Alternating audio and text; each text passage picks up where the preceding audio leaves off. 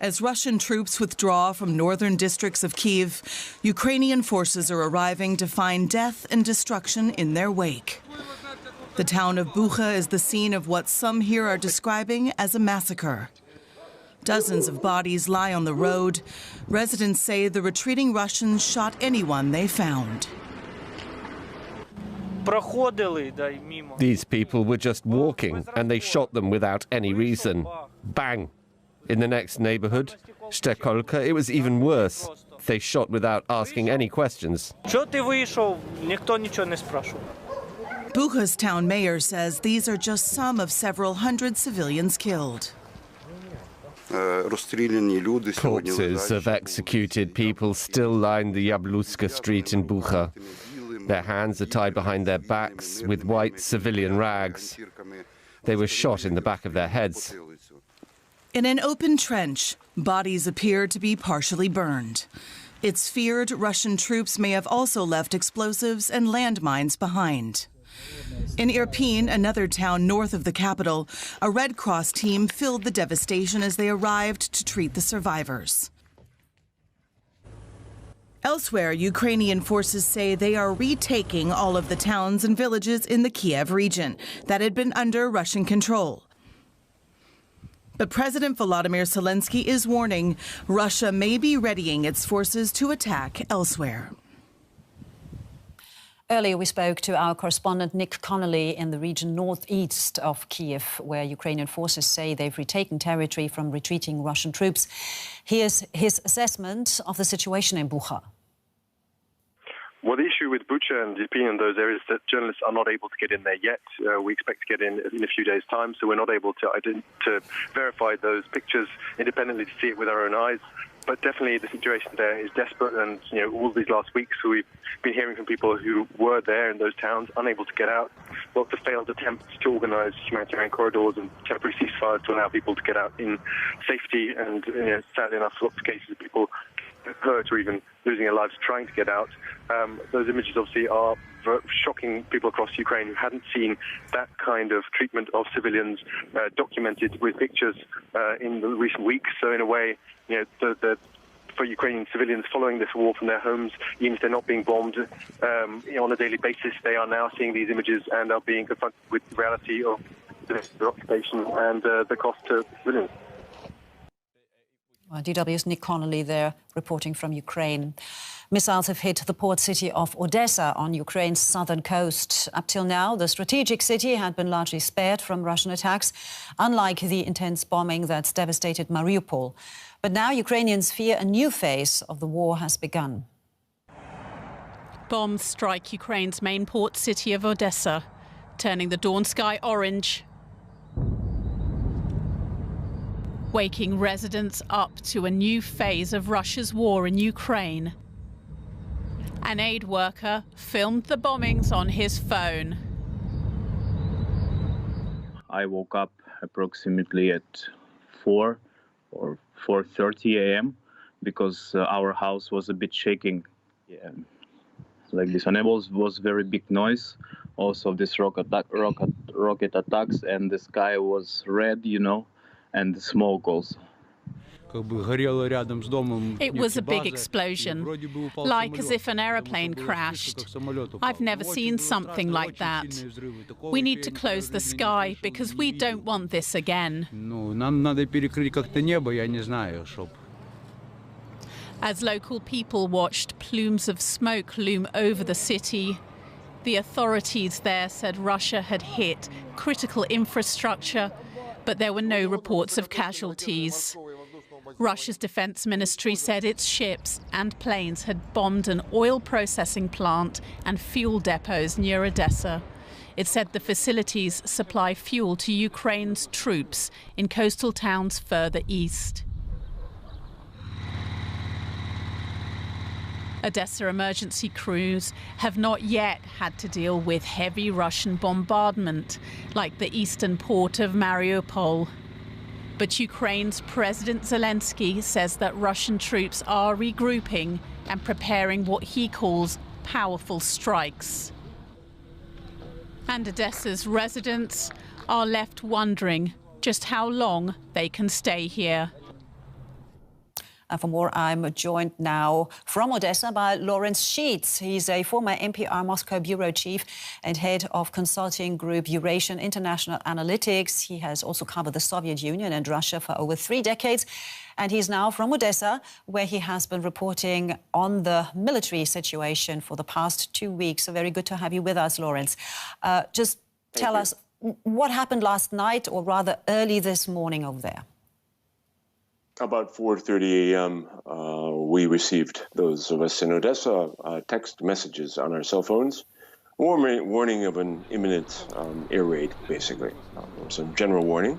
That was followed by air raid sirens, and then at 6 a.m. exactly, there were extremely loud explosions, which could only be missiles, and that has been confirmed by Ukrainian military sources. They landed about 1 kilometer from where I'm sitting, near the port in Odessa. There's still black smoke billowing into the sky, even though it's been 8.5 hours since, well, 8 hours since the missile struck. Odessa is not just Ukraine's biggest port. It's the last remaining port. 70% of imports and exports used to come through Odessa. Of course, it's been blocked off by the Russian naval forces for several weeks now. But Ukraine being a major supplier of world wheat supplies and other agricultural goods, and the conduit for imports, the importance can't be overstated. Absolutely. So strategically, this is also playing a big role. We'll go into that in just a moment. But, I mean, what about the people there? We know that Odessa has so far been spared, mostly. How prepared were people there for this kind of attack? I think they're extremely prepared. The fact that a couple of months went by and the shelling from Russian naval boats had been limited to shelling from boats from the sea, from the Black Sea, limited to the outskirts, hadn't caused that much significant damage. But this was in the heart of Odessa. On the streets, I can tell you, I just took a walk up to the market. Very few people out. I would say 1/5 of the usual level of traffic you would see on a regular day, whether it's shops or traffic or what have you. So the implications are, if nothing else, to terrorize the civilian population and to scare them. You mentioned earlier about the importance of Odessa right now being the only port city the Ukraine has available. Do you think that Russia is actually trying to completely cut off Ukraine from having access to the sea? Well, they were cut off to begin with from the sea. Let's make that very clear. They were cut off because the Russians have blockaded from the sea the Odessa port. So what we have are ships here in dry dock. The oil facilities and oil storage facilities, which are now on fire behind me, of course, are strategic, but it doesn't change the situation that Ukraine was already blockaded from the sea. The fact of the matter is that many people are talking about a possible land invasion from the sea, a marine invasion from the sea by Russian forces, and that's impossible. It's possible. I guess anything's possible because nothing has been predictable in this war. But this is a city of catacombs, of tunnels underneath through limestone. It's extremely well fortified, prepared, and I think people have been expecting this for the most part. All right. Well, thank you so much, Lawrence Sheets. They're obviously a man who is highly in demand because you've been reporting on the military situation for the past 2 weeks. Thank you so much for your time. Thank you, ma'am. And here's a quick look at some other stories related to the war we've been following for you. Russian gas is no longer flowing to Latvia, Estonia and Lithuania. The Baltic states have stopped imports. Lithuania's president has called on other EU countries to do the same. But Germany and other European countries are still buying Russian energy. Russia's gas industry has been excluded from EU sanctions. A Red Cross convoy is again trying to deliver aid and evacuate civilians from the besieged city of Mariupol. It had to abandon an attempt on Friday due to security concerns. An estimated 160,000 civilians are still trapped there without food or water. Earlier, we spoke to DW correspondent Rebecca Ritters in the western Ukrainian city of Lviv, and I asked her about the latest attempts to rescue civilians from Mariupol.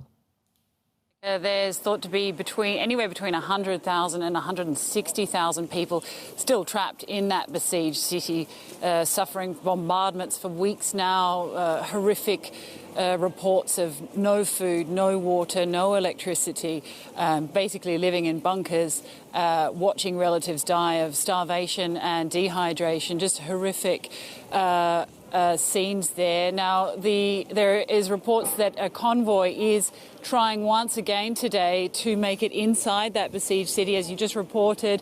They have not been able to get into the city for the last 3 days. It's been too dangerous. They've decided they had to turn back.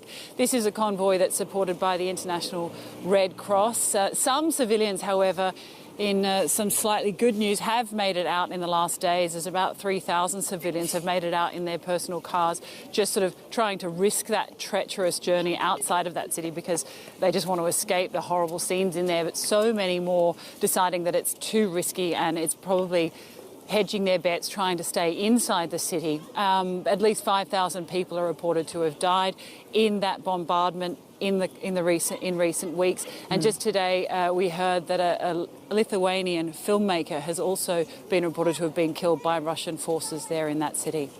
Well, a lot of those refugees, of course, are headed to where you are, to Lviv in western Ukraine. It's become a refuge for hundreds of thousands of refugees already.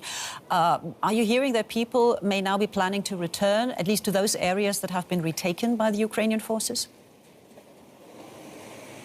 That's right. Lviv is relatively safe compared to eastern parts of the country, and so many of the refugees and internally displaced people have been passing through here. Just yesterday, a train with people from Mariupol arrived here in Lviv, about 300 or so, and they've been going to centres here in the city.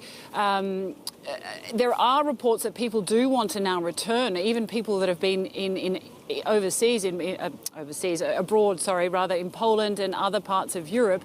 There are reports of thousands of people now actually returning back into Ukraine and trying to go to areas that are deemed safe, or at least relatively safe. But there are Ukrainian authorities saying that those parts that have been recently retaken are still incredibly unsafe. You know, we're hearing reports of bombs being put into dead bodies that are lying in the streets and in houses there by the retreating Russian soldiers, so that these areas are still not safe for civilians to return to. All right, Rebecca Ritters, they're reporting for us from Lviv in western Ukraine. Thank you, Rebecca. At the start of the war, Russian troops took control of the area around the highly contaminated Chernobyl nuclear plant. After weeks of occupation, some may have been exposed to radiation. Chernobyl is the site of the world's worst nuclear accident and remains a forbidden zone. Russian soldiers at the Chernobyl nuclear power plant. They took over the building on February the 24th, right at the start of Russia's invasion. Did the troops really know much about the place their government had sent them? Apparently, the young soldiers were clueless about the 1986 nuclear disaster, despite large numbers of deaths by radiation and heavy contamination. That's Vadim Pobedim's view.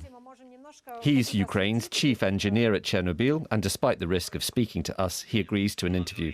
He says his co-workers, who were held by Russian troops for almost 4 weeks, told him that the Russian soldiers might have mistaken the protective shell around the failed reactor for an assembly hall and wore no protective clothing.